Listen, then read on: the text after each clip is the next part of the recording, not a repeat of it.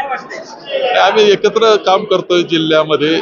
जिल्ह्यातली दहशत मोडण्याचा प्रयत्न आम्ही करतो आहोत आणि त्यामुळे साहजिकपणे त्यांची अशी अपेक्षा होती की ज्यावेळेस फेट्या बांधायच्या त्यावेळेस मी असलो पाहिजे.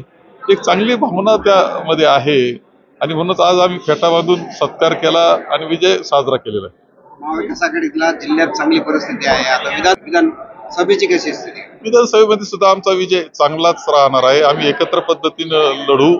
आम्हाला कोणत्याही परिस्थितीमध्ये या जिल्ह्यामध्ये जी दहशत चाललेली आहे सत्ते आणि पैशाच्या माध्यमातून ती आम्हाला मोडून काढायची आहे.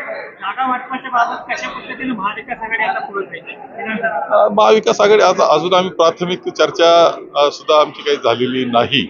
आम्ही परवा पत्रकार परिषद घेतली आणि पत्रकार परिषदेनंतर आज अद्याप एकत्र आलेलो नाही. परंतु आता विधानसभेचं अधिवेशन आहे.